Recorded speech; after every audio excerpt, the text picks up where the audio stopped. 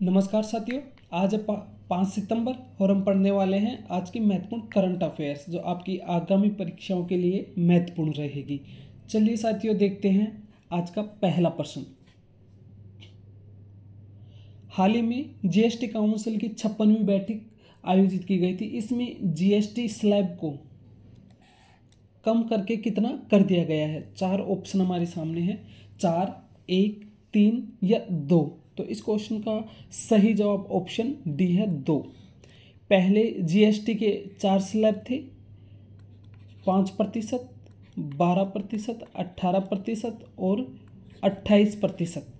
अब इसको घटाकर 5% और 18% ही रखा गया है। बाकी जो 2 स्लैब है 12% वाले और 28% वाले को हटा दिया गया है। इसके अलावा जो लग्जरी आइटम्स और तंबाकू उत्पाद है उनके ऊपर इसको बढ़ाकर 28% से 40% कर दिया गया है। जबकि जो रोज़मर्रा में काम आने की चीज़ें हैं जैसे खाने की चीज़ें हैं, इन सब चीज़ों पर स्लैब सस्ता कर दिया गया है, यानी कि ये चीज़ें सस्ती हो जाएंगी। अब एक बार हम इसको इस तरीके से समझ लेते हैं कि ये काम कैसे करता है।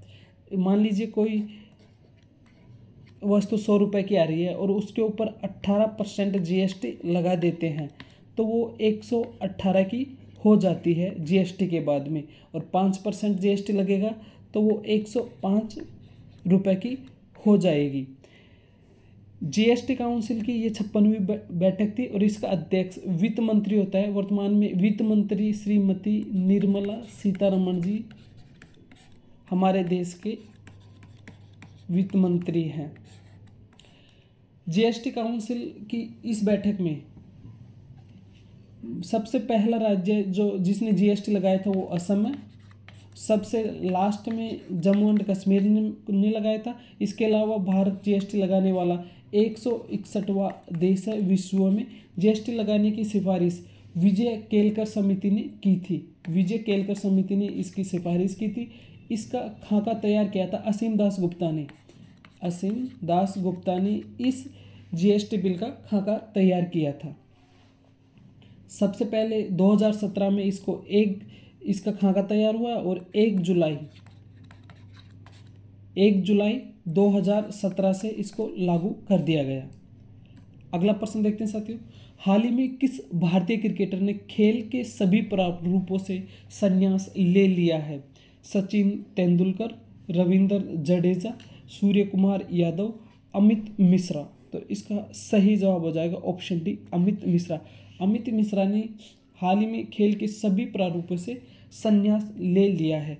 अब एक बार इनके क्रिकेट करियर पर फोकस कर लेते हैं।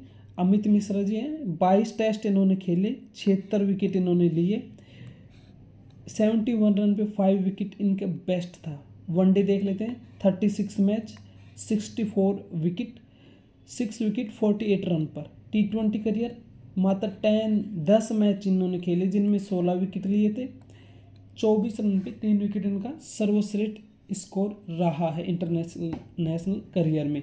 इसके अलावा जो भी लीग्स होंगी देश में या फिर फॉरेन कंट्रीज़ में, अब ये उनमें नहीं खेलेंगे। इन्होंने हाल ही में इस बात की घोषणा की है। अगला प्रश्न, हाल ही में किसके द्वारा ब्रेन हेल्थ इनिशिएटिव शुरू किया गया है? विज्ञान मंत्रालय, नीति आयोग, गृह मंत्रालय, शिक्षा मंत्रालय। इसका जवाब है ऑप्शन बी, नीति आयोग। नीति आयोग ने हाल ही में ब्रेन हेल्थ इनिशिएटिव शुरू किया है।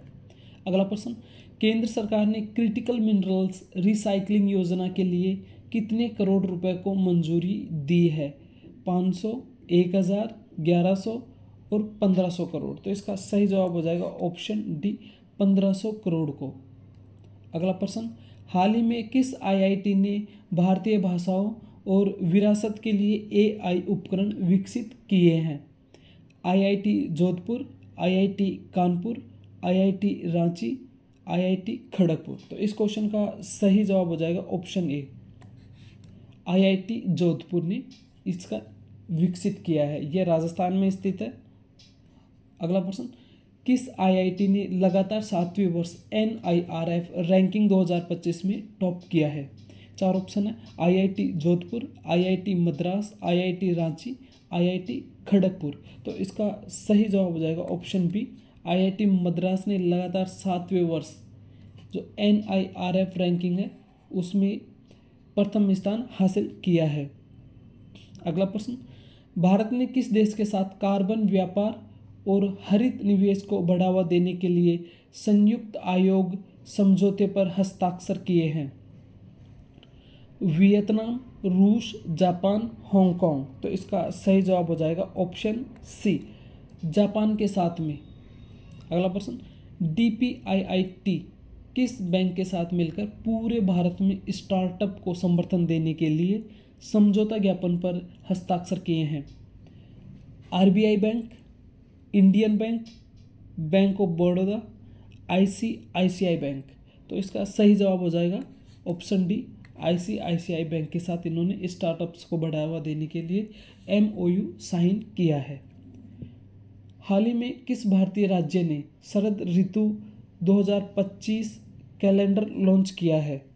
पंजाब, हरियाणा, राजस्थान और मेघालय। तो इसका सही जवाब हो जाएगा मेघालय। मेघालय ने यह कैलेंडर लॉन्च किया है। भारत और यूरोपीय मुक्त व्यापार संघ के बीच मुक्त व्यापार समझौता कब से लागू होगा? 1 अक्टूबर, 10 नवंबर, 15 दिसंबर, 20 दिसंबर। इस क्वेश्चन का सही जवाब हो जाएगा 1 अक्टूबर 2025 से यह समझौता लागू हो जाएगा भारत और यूरोपियन यूनियन के बीच में। साथियों, करंट अफेयर्स के सभी महत्वपूर्ण क्वेश्चंस यहाँ पे हमने कवर कर लिए हैं। आपकी परीक्षा की महत्वपूर्ण तैयारी के लिए आप हमारे साथ बने रहें, डेली हमारी क्लास लेते रहें। इस चैनल को आप सब्सक्राइब कर लें और नोटिफिकेशन ऑन कर लें ताकि आपके पास सभी क्लासों का वीडियो सबसे पहले आ जाए। अब मिलेंगे साथियों अगली क्लास में, तब तक के लिए जय हिंद, जय भारत साथियों।